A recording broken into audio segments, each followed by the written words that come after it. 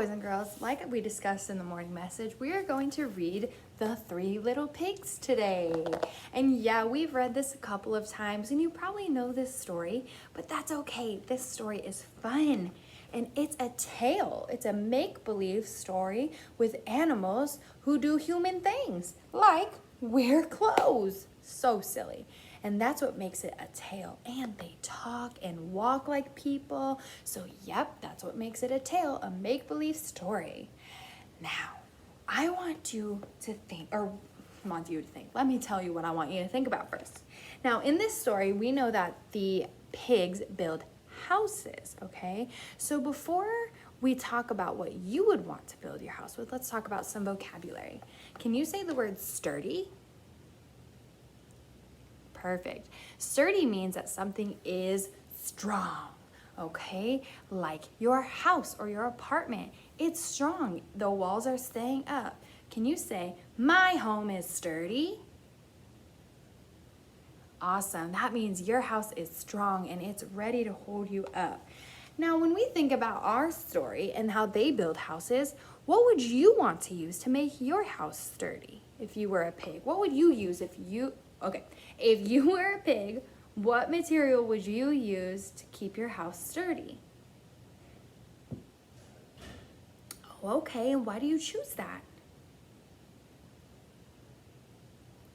Oh, that's a very good choice to keep your house sturdy.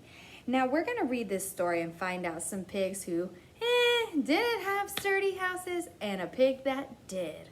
Are you ready? All right, here we go. This story is called The Three Little Pigs. All right, here we go. Once upon a time, there were three little pigs.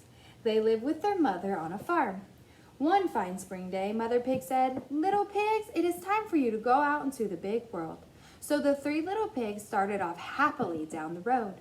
Jiggity jig, jiggity jig, three little pigs. Each pig decided to build a house of their own. Soon, a farmer with a wagon full of straw came down the road. The little pigs moved to the side of the road to let the wagon pass.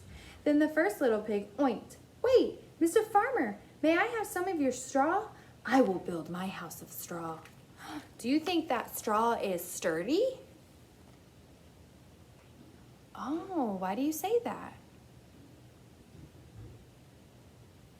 Well, we're gonna find out. The farmer gave the little pig a big pile of straw. The farmer went down the road and the little pig hurried to build his new house. It was soon done, a cozy spot to rest, and the little pig went out to play. The other little pigs continued down the road. Jiggity jig, jiggity jig. Two little pigs.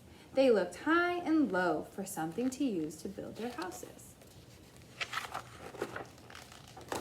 After a while, the two pigs saw a man with a wagon full of sticks.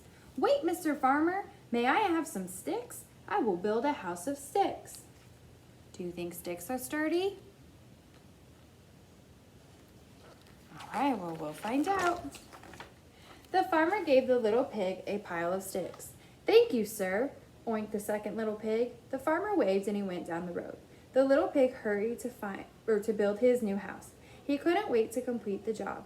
Soon the stick was done, and the little pig discovered an inviting puddle.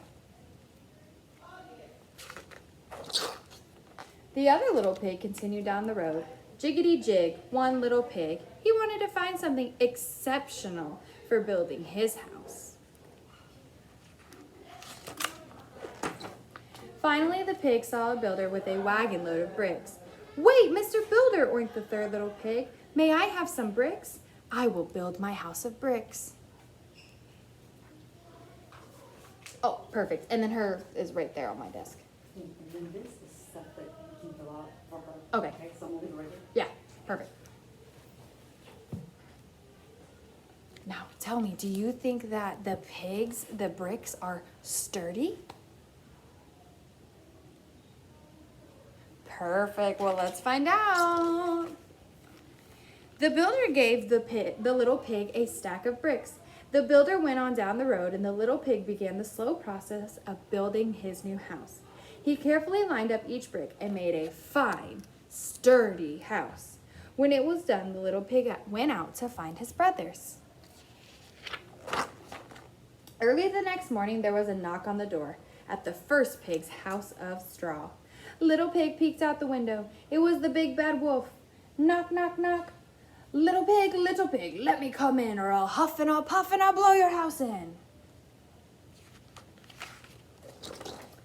Pig 1 scooted under his chair. He took a deep breath and shouted in his strongest voice he could muster, "No, Mr. Wolf, I won't let you in, not by the hair of my chinny chin chin."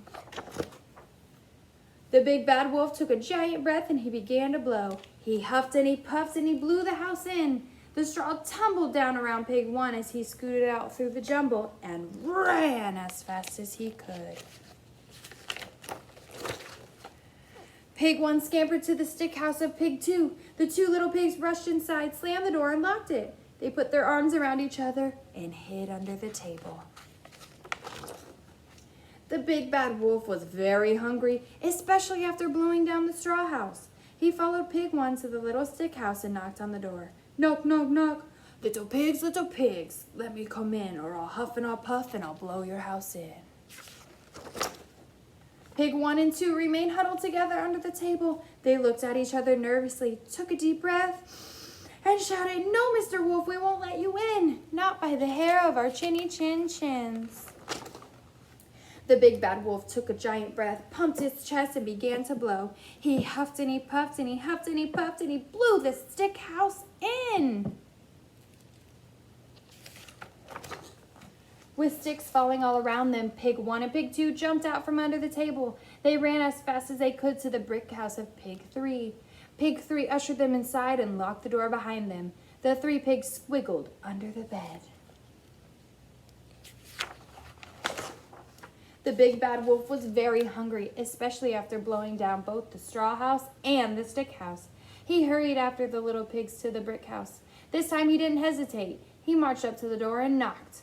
Little pigs, let me come in, or I'll huff and I'll puff and I'll blow your house in." The 3 pigs huddled together under the bed.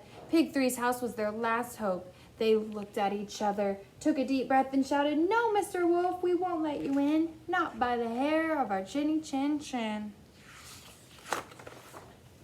The big bad wolf took a giant breath, and he began to blow. He huffed and he puffed and he huffed and he puffed and he huffed and he puffed until he was exhausted. But he couldn't blow the brick house in. The little brick house was sturdy. The hungry wolf did not give up. He climbed onto the top of the brick house. He looked down the chimney. Little pigs, I'm going to come in." Whoop.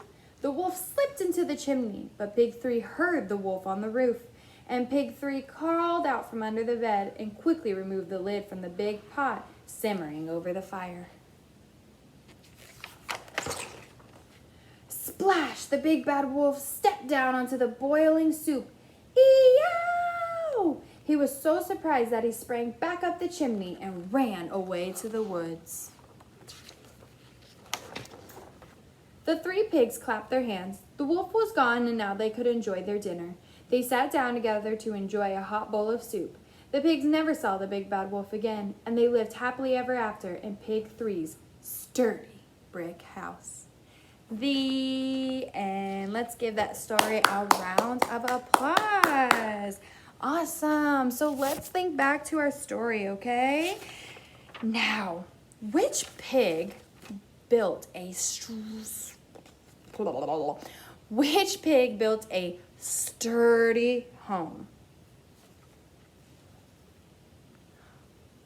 Which home was sturdy? What was it made of? Ah, the bricks. Yes. And how do you know that the brick house was sturdy?